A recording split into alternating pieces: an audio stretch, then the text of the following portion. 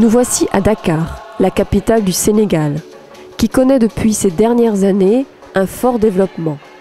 De grands projets de construction ont transformé la ville en un vaste chantier. À la périphérie, le quartier des Parcelles Assainies est né de l'exode rural et de l'immigration. Il regroupe 500 000 habitants qui vivent pour la plupart à un niveau proche du seuil de pauvreté. C'est là que les missionnaires des OMI ont fondé une paroisse et ouvert il y a 10 ans le centre du Bon Samaritain avec l'aide de la Fondation pour alphabétiser des enfants qui traînaient dans la rue et se retrouvaient en marge du système scolaire. Nous voulons accueillir les enfants qui, sans ce centre, seraient dans la rue. Les enlever des ordures, parfois ils allaient chercher dans les ordures de quoi manger ou des choses pareilles. Nous pensions à ces enfants qui étaient dans la rue et qui avaient besoin d'un peu d'amour, d'être accueillis, de devenir un peu plus normaux entre eux, de s'aimer plutôt que de se bagarrer, etc. Quand j'ai commencé, je n'avais rien pour ça. Mais je me disais, si je fais quelque chose pour ces enfants, sans doute le bon Dieu va nous aider, va nous donner quelque chose. Et Folero est arrivé quelques mois après en me demandant s'il pouvait nous aider. J'ai dit, j'ai eu confiance dans la Providence, peut-être vous l'exprimer comme ça. Ce matin, Daniela et sa petite sœur se rendent à l'école maternelle du Bon Samaritain qui accueille aujourd'hui plus de 200 enfants. Qu'est-ce que maîtresse fait? Maîtresse marche. Ok. J'ai écrit. Très bien. Allô, allô? Jacques Hubert Badji est le directeur du centre depuis 10 ans. L'objectif principal, c'est de sauver au moins un enfant dans chaque famille, que cet enfant arrive à avoir une base pour les études.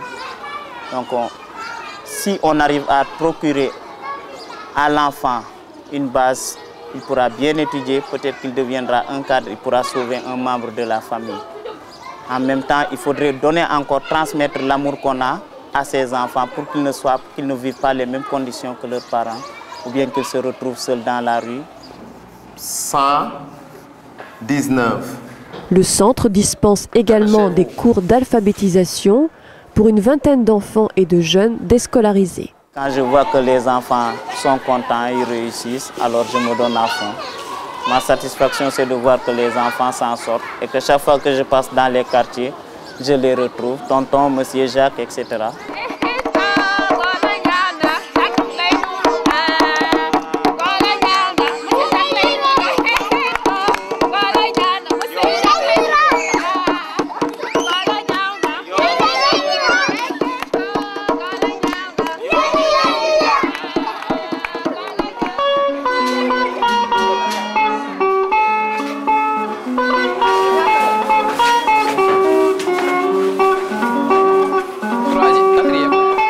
Petit détour par une action originale qui nous tient à cœur, celle des frères de la communauté de Thésée, installés depuis 12 ans dans le quartier de Grand Yoff à Dakar.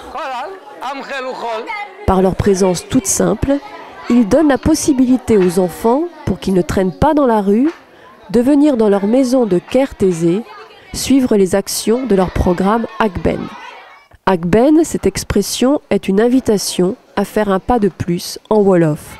Les frères organisent des jeux et des créations artistiques à partir de matériaux de récupération. Ce que j'ai maintenu pendant toutes ces années, c'était qu'à travers les enfants, que le travail qui se fait ici puisse interpeller le plus âgé. Les enfants plus âgés, les adolescents et les jeunes. En vue de qu'ils se sentent reconnus, qu'ils se sentent utiles, qu'ils comprennent qu'ils peuvent aussi faire quelque chose pour les autres. Ils responsabilisent les plus grands, chargés d'encadrer les plus petits. Ils créent des liens entre les familles et renforcent ainsi le tissu social de ce quartier déshérité. Grâce à l'engagement de ses partenaires au Sénégal et dans tous les pays où elle intervient, grâce à l'engagement et à la fidélité de ses donateurs, la Fondation Raoul Folero apporte ainsi sa pierre à la construction d'un monde plus juste et plus humain, un monde sans lèpre. Comme son fondateur, elle est sûre que l'amour aura raison un jour de la violence et de l'égoïsme.